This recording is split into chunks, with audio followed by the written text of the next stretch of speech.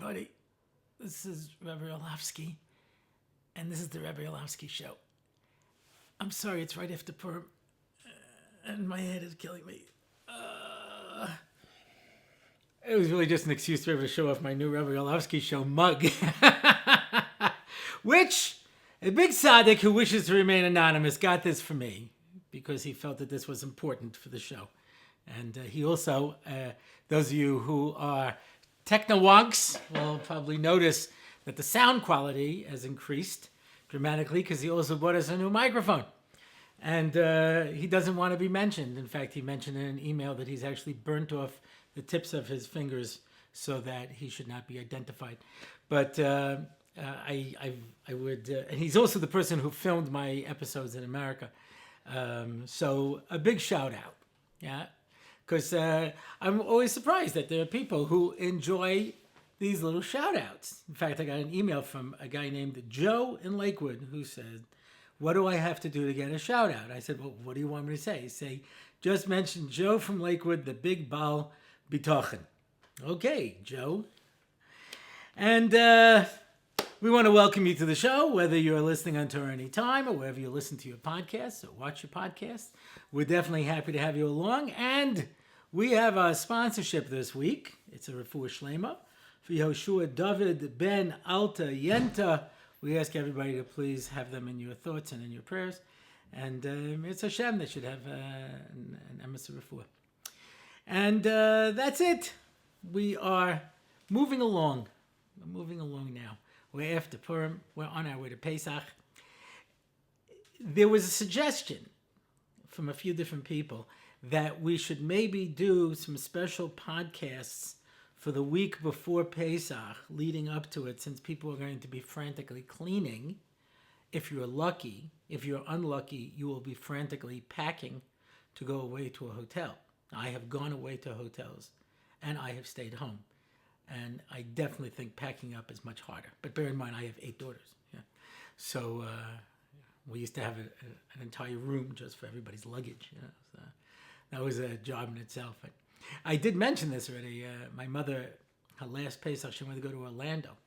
So normally if you stay home, there's a lot of cooking and a lot of shopping and a lot of cleaning and a lot of serving. If you go away, there's a lot of packing and a lot of schlepping and your whole life is upside down. And if you rent a house in Orlando, you get to do all of that. And we got to do everything, the packing, the schlepping, the cooking, everything upside down. It was special. But so during that week when people were either packing or people were cleaning or whatever it is, then maybe we'd have a series of special podcasts. So, give me a little shout out. Tell me if that's something you think people might be interested in. And if anybody wants to sponsor a special getting ready for a Pesach podcast, I might do some things on the Seder, because I used to give a shiur on how to give a successful Seder. So maybe we would do a little things on that. But, you know how to contact us, RabbiOrlofsky.com/contact. We'll repeat that at the end of the podcast. But it was an idea. Okay, this week, now we are well into Vayikra. And Vayikra is one of my favorite svarim because nobody learns it. Unless you're a chveza briska, you know what I mean? Most people don't like this. When I was teaching in seminary, I had an extra hour at one point.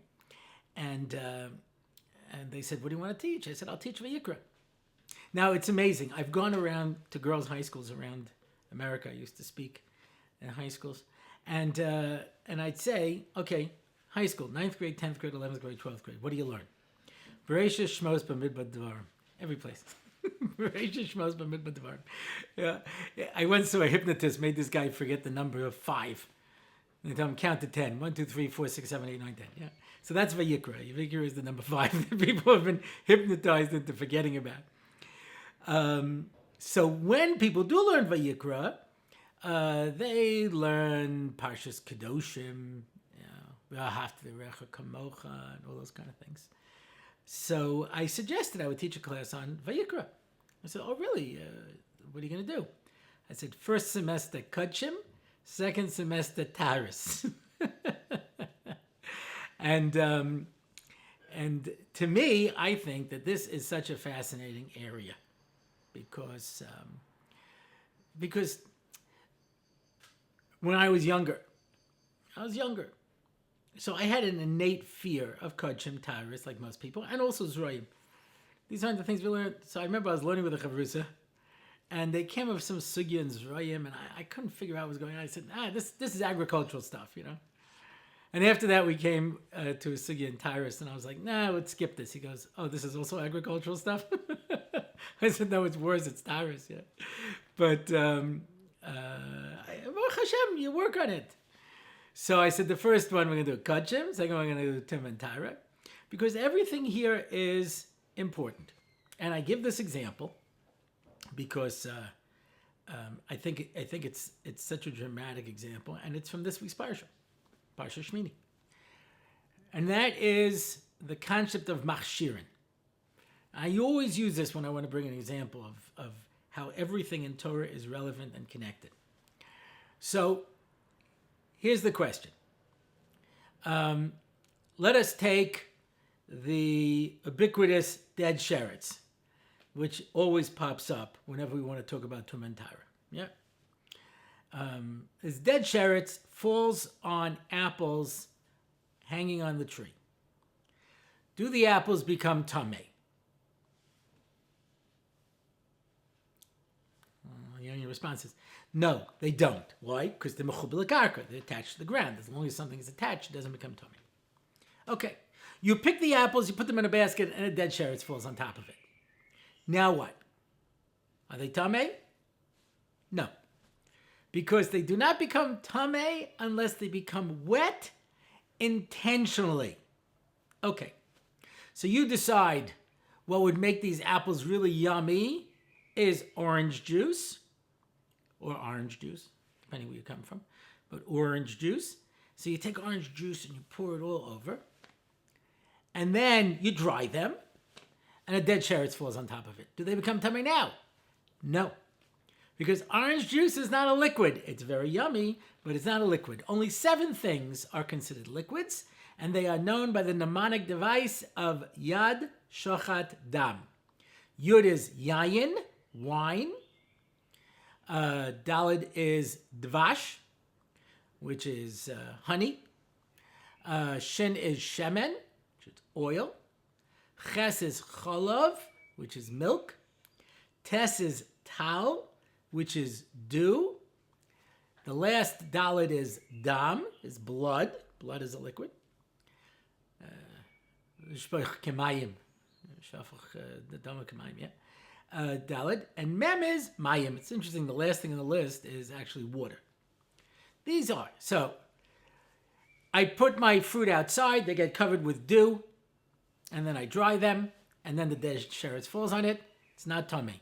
I didn't want the dew. It has to be intentional. But I wash off my apples so they should be nice and clean, and then I dry them, and now a dead sherets falls on it to become tamei. An obscure halacha, right? One that doesn't really pop up too often. I was in shul after Ma'ariv. Rabbi Mordechai Kornfeld from the Daf Yomi Advancement Institute comes to me and he says, nothing is a coincidence. I said, correct. There are 7 mashkim, 7 liquids, and there are 7 yomim tovim. 5 from the Torah and 2 midrabanan, 2 from the rabbis. Rosh Hashanah, Yom Kippur, Sukkot, Pesach, and Shavuos. And midrabanan is, of course, Hanukkah and Purim. So he says, if there are 7 mashkim, it makes sense that there are 7 holidays that correspond to them. Now, I'm not going to go into this in too much detail. Suffice it to say, I developed a shiur on every one of these liquids and how they tie into that particular holiday. Maybe Pesach we'll talk about before Pesach. But if you think about it, you can line them up. It's really not that hard. I'll give you a little time till the next podcast. You could try to work it out on your own. But the amazing idea here is, and by the way, every time I say this over to a Talmid Chacham, they add another insight into it, which is just absolutely brilliant. I'm making more of an effort to translate. I tend to speak sometimes in Yeshiva Shesprach, L'chayra Epis Gerada Dorton. And I mentioned last time that I got an email from a non-Jewish person who watches this podcast. And he wrote me back. He appreciated the shout out, and he's actually going to be making Aliyah. And I've gotten emails from people who are not yet religiously observant, but find this subject fascinating. So I tend to forget sometimes to translate terms. And the amazing thing is that a yeshiva guy considers me like, Lemaisa, it was mamish gevaldik, and he thinks that's English.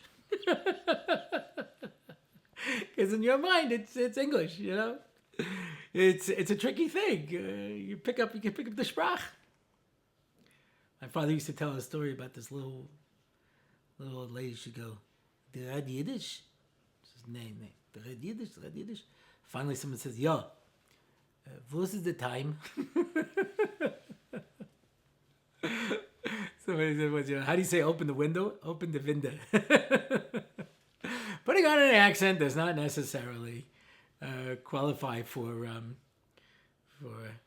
knowledge of the language. Steve Martin, who was a comedian back in the 70s, he says he goes to France and he says, "I'd like to go to the hotel, please." And the guy goes, "I was like, "What's that you're saying?" So the first thing to do is you try an accent. "I would like to go to the hotel, please." That doesn't really help you. But anyway, so I'm making more of an effort to try to translate these things. But I'm sure you can line these up, the liquids, together with the various holidays. If you give it a little thought, yeah. We'll talk about it. We'll talk about it. We got, I only have a half hour, except for our special Purim edition, which I'm sure you saw. And we only got through half of the material because the battery is all burnt out. But anyway, so you have to find relevance. Now, I gave a shir on Parsha Shmini many years ago, and I called it Pottery Mania. I was guilty of Genevas Das. For those of you who are not familiar with Genevas Das, it means to be Gonev Das. It means to steal somebody's mind. There's Gemaras on Genevas Das that you're not allowed to trick somebody. Those of you who are doing Daf Yomi, the folio page of the Talmud a day. So we just had Gemaras on Genevas Das. Genevas Das is, I can't do something to trick you. So the Gemara gives examples like invite somebody to come to your house when you know they can't come. Or you have to open up a barrel of wine anyway. So you're like, "Oh, you're here. Let me open up this barrel of wine as if I'm doing it for you." It's Genevas Das. Yeah, I'm doing it just to trick you. The prime example of this, and I've been in this situation, and I'm sure other people have as well. You were supposed to meet somebody someplace, and you forgot. People forget. We talked about that 2 weeks ago. Yeah? People forget. So the guy calls you the next day, and you suddenly remember you were supposed to meet him. You're like, "Oh my gosh," and you're already trying to think how to explain it. You don't just say, "Yeah, I forgot about you." So the guy calls up and he says, "I'm so sorry. I know you must have been waiting a long time. I got caught up and I never showed up." Now you have that moment where you can say, "I was okay." That's Mamash Genevas Das. The emphasis to say it's okay. I also wasn't able to make it. Yeah, but I've seen people, do even worse, where they say, "Yeah, listen, I waited, but after a while I just gave up. What was I supposed to do?" It's interesting, but it's Genevas Das. This is old names. I know people don't really know it, but it's a fascinating story. Yeah, Don Rickles, who was a comedian, he was friendly with Frank Sinatra, who was a famous singer, who was much more famous than he was. Yeah? But they were friends. So one time they were in a restaurant, and Sinatra was having dinner with some friends, and he was out with this girl that he was going to marry. So he goes over to Sinatra and he says, "Listen, I'm with this girl. I'm dating her. I think I might marry her. I want to impress her. So maybe you could stop by and say hello." He's like, "Sure, Don. I'm happy to do it for you." Anyway, he finishes his meal. He walks by. He says, "Hey, Don, how you doing?" He goes, "Frank, can't you see I'm eating over here?" That's Genevas Das. You use it specifically to be able to try to make yourself look more impressive, more important than you are. Yeah. But Rav Moshe Shapiro once said in a shir, he told a story. In Eretz Yisrael, when a Rosh Hashiva is coming to Yerushalayim, wherever he's coming, they take out an ad in the paper, one of the front papers, Ari Bala Ir. And, we want to welcome, the Rosh Hashiva was coming, yeah, signed his Talmidim. And it came out that this one guy took out the ad himself. Nishta COVID. But, people try to get it. So I called the show Pottery Mania, and a number of people came because they thought it was about Harry Potter, and it wasn't. It was about a Kli Cheres. Earthenware vessel. I'm using the article word, vessel. I don't know why they translate kalim as vessel. A vessel is a boat. People use it for utensils, dishes. They call it vessel. I don't know where you would use that term. But it's a type of something that's made out of earthenware. And the din is that if it becomes tamei, there's no way, it becomes ritually impure, there's no way that you can matayah it, you can't purify it, you can't put it in a mikveh, can't do anything, you just have to break it. Just have to break it. And that's what I really wanted to talk about, the special din of a Kli Cheres and why it was that way. And there were some people who were very upset at me. They said, I'm never coming back to any of your yeshiva because you tricked us. I thought it was just clever. I try to find clever terms to use. I'm not trying to hurt anybody. I look for clever ideas. People used to say I don't come to your shiurim, but I just like to watch the titles because they're so clever. Yeah. So I thought this was a clever title. The guy felt that I misled them. Pottery Mania, but here's what's fascinating. People come to Israel, and they go around these ancient sites. And they find broken pieces of pottery. And they sneak them in their luggage. They think that they're antiquities smugglers bringing out these pieces of broken pottery. So let me just disabuse you of this. Pottery was basically the disposable dishes of their time.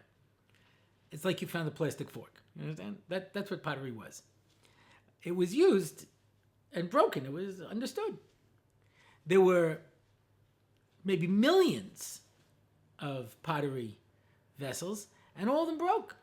So you found a piece of broken pottery. Don't be too impressed with yourself, yeah? But that finally brings me to what I want to talk about this week. All of this was my way of introduction, yeah? And that's the following. I want you to take a moment to reflect on this idea. Disposable plates, disposable things, right? We all know how incredibly important this is. We know it's important. You can go into a paper goods store and see somebody sprawled on the floor with a napkin and a plate and silverware, and they're trying to arrange things in just the perfect color coordination. Everything has to be just perfect. There's probably nothing in this world more transient than paper goods. They are designed to be used and thrown away. But a tremendous amount of effort is put into it. Okay, let's be malamet chus. You're making a sheva brachas, and you want to misameach chas mekala. That's legit. Open parentheses. There was a big issue here years ago where there were these people who collected tzedakah money, I think, and they bought a Rolls Royce. And they bought a Rolls Royce so that the chassan and kala could drive away in a Rolls Royce. And there was a big discussion: was this legitimate? Was this not legitimate? And there were those people who said, well, be mesamech chassan and kala. Interestingly enough, in order to be able to bring in a Rolls Royce, you have to Rolls Royce dealership. You'll be surprised that many years ago in Israel, there was not a large demand for Rolls Royce. Could be today too. It's a certain level car. Somebody told me they knew someone with a Rolls Royce, and they were driving out in the middle of nowhere, and their muffler fell off. and he made his way to a service station, a garage, and the guy looks at him and says, "I don't have parts for a Rolls Royce." So he calls Rolls Royce. A half an hour later, a helicopter lands with the new muffler and instructions how to install it. I thought, wow, it's unbelievable. And he asked the person, "How much do I owe you?" He says, "You'll take it up with Rolls Royce."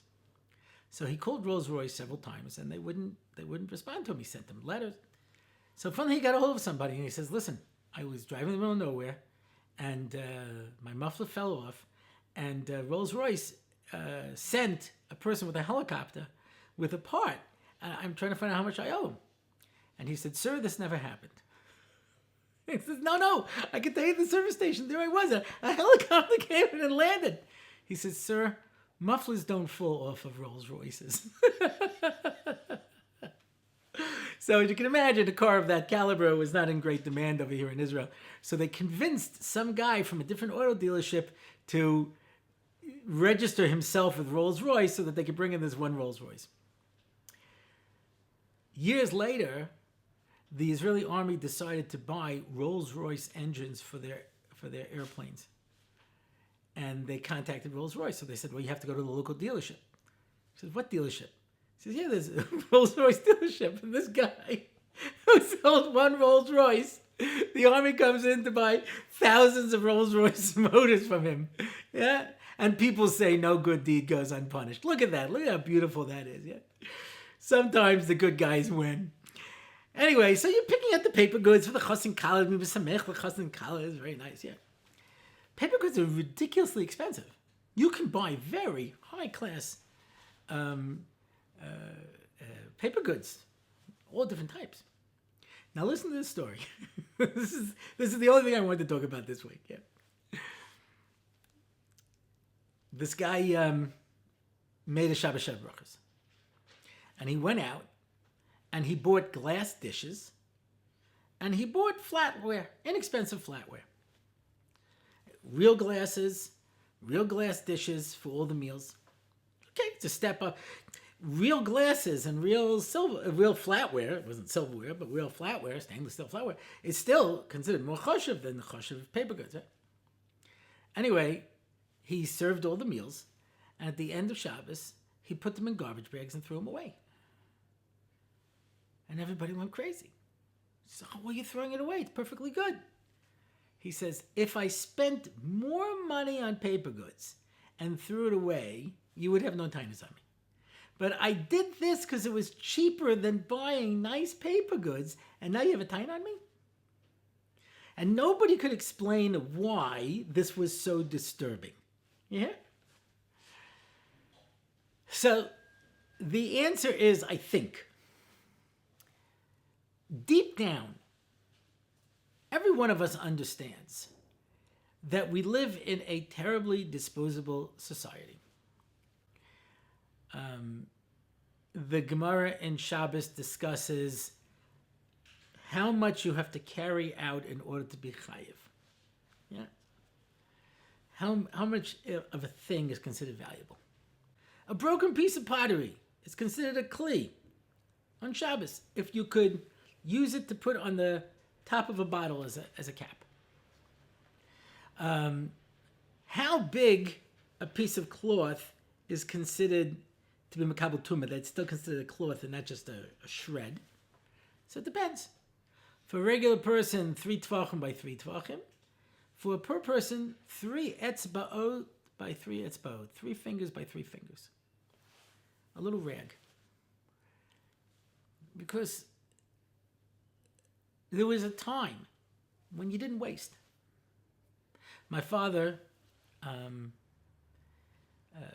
when he passed away, in his basement, there were broken toasters, broken radios, broken tape recorders. He couldn't throw anything away. You'll fix it. You'll fix it. I had a tape recorder, a high-class tape recorder that I was using to record my shiurim once upon a time. And it broke. It was a Sony. I brought it to Sony and they said, "Doesn't pay to fix." I said, "Why?" It's a good tape recorder. He goes, "What I'm going to charge you to fix this you could buy yourself a new tape recorder that's more meshuchlal, it's on a higher level. It's a better piece of equipment.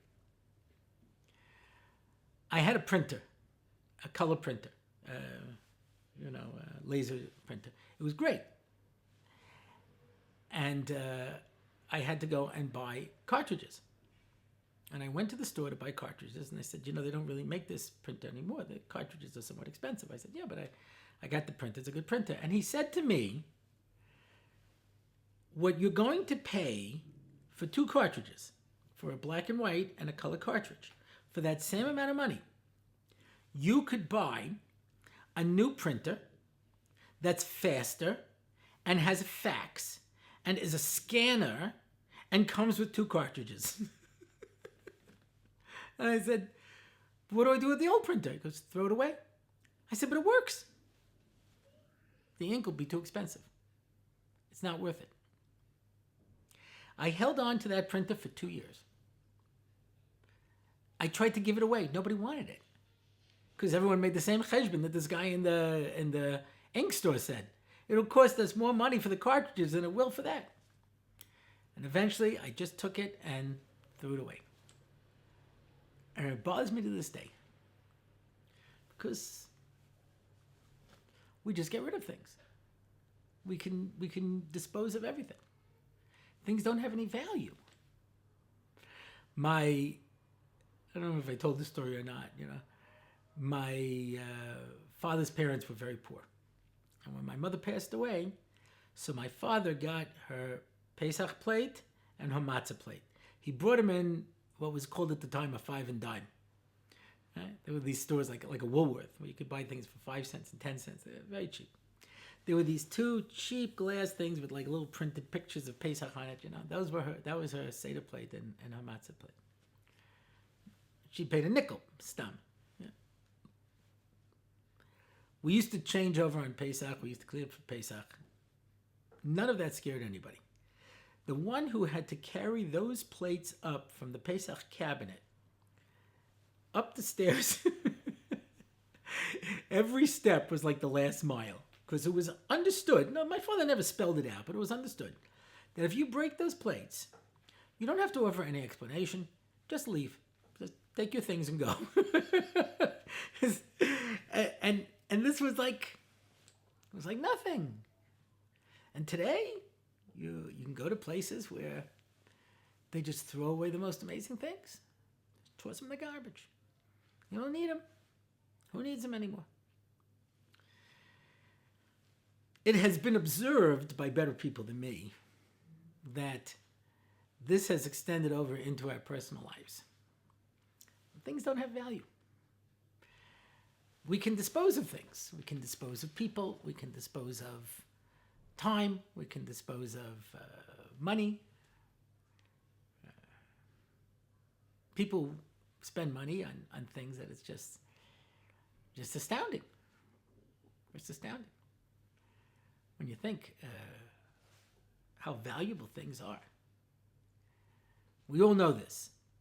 Yaakov Avinu risked his life to go back at night to get the Pachim Ketanim. Because to a tzaddik, his money is as chashuv to him as his life. There was an article in the Jewish Observer of Shalom. At the time, this was the only, Haredi publication that existed, the Jewish Observer.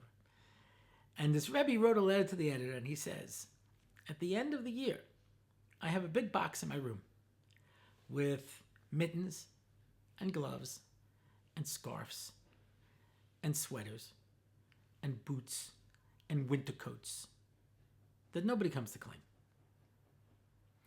If you remember, there was this little nursery rhyme.